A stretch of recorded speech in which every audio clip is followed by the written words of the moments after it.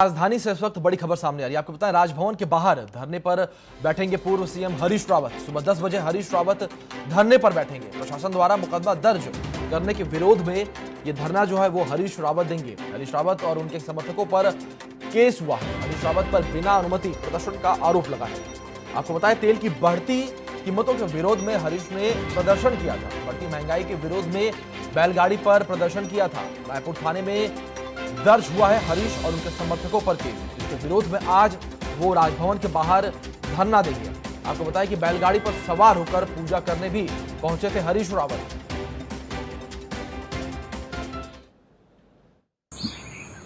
विपक्ष की आवाज को कुचल देना चाहते हैं, मुकदमों के डर से दबा देना चाहते हैं, जनता के सवालों को उठाने वालों को आप थाना, जेल और कचहरी दिखाना चाहते हैं।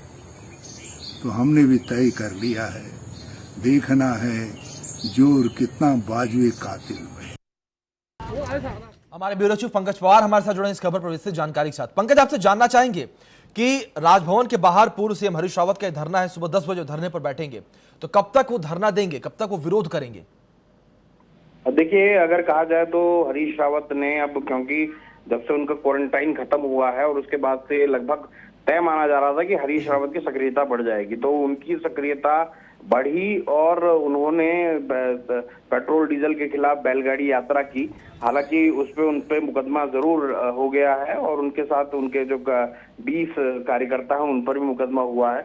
ऐसे में अब उसके विरोध में हरीश रावत जो हैं वो आज राजभवन के गेट के बाहर धरना देने के लिए बैठेंगे। हालांकि अब पुलिस उनको वहां पे बैठने देती है या नहीं वो अलग बात है, लेकिन हरीश रावत का प्रण यही है कि वो आज वहां धरना देंगे। और लेकिन यहीं हरीश रावत की सक्रियता खत्म नहीं हो जाएगी। कल माना जा रहा है कि हरीश रावत कल किसी पेट्रोल पंप के बाहर धरना देने की भी सोच रहे हैं। उसके अलावा परसों जो है वो किसी रोडवेज बस जो है उसमें जाकर सफर करने की भी बात कर रहे हैं। तो कुल मिलाकर हरीश रावत जो है अब इसको, क्योंकि जिस तरीके से चुनाव पास आ रहे हैं, तो उनकी सक्रियता और उनके जो कार्यक्रम हैं वो उसी तरीके से होते हुए नजर आ रहे हैं, जिससे राजनीतिक फायदा हो। जी पंकज भाई, बीजेपी भी धरने प्रदर्शन को लेकर सवालिया निशान उठा रही है, तो ऐसे में भाजपा का क्या कुछ कहना है इस पूरे मामले पर? कैसे वो निशाना साध रही है कांग्रेस पर?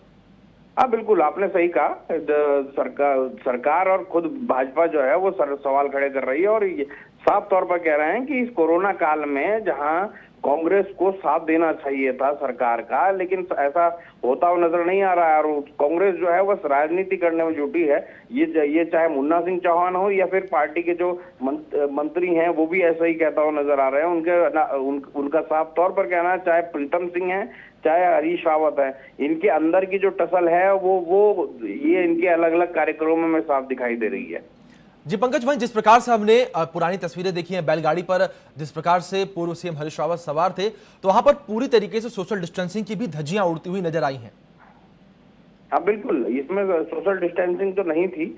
हालांकि हरीश रावत का कहना था उन्होंने मास्क लगा रखा था, इसके अलावा सैनिटाइजर्स का पूरा उपयोग था, लेकिन सोशल डिस्टेंसिंग का जो धज्जियां हैं वो तो उड़ी ही थी। और वैसे भी अगर कहा जाए तो अनलॉक 1 और अनलॉक 2 दोनों में ही जो राजनीतिक कार्यक्रम है या फिर धार्मिक या सांस्कृतिक कार्यक्रम है, सब पर रोक लगी हुई है। ऐसे में कांग्रेस के जो तमाम नेता हैं वो जब कार्यक्रम कर रहे हैं तो उन पर 188 के तहत आपदा उसके तहत मुकदमा दर्ज हो रहा है, वो उसका विरोध कर रहे हैं। लेकिन जब पूरी तरीके से उसमें मनाही है तो राजनीतिक दलों को ऐसे कार्यक्रम नहीं करने चाहिए। लेकिन फिर भी अगर राजनीतिक दल कर रहे हैं तो फिर उनके ऊपर मुकदमे हो रहे हैं और फिर उसके बाद वो उसको राजनीतिक मुद्दा बना रहे हैं।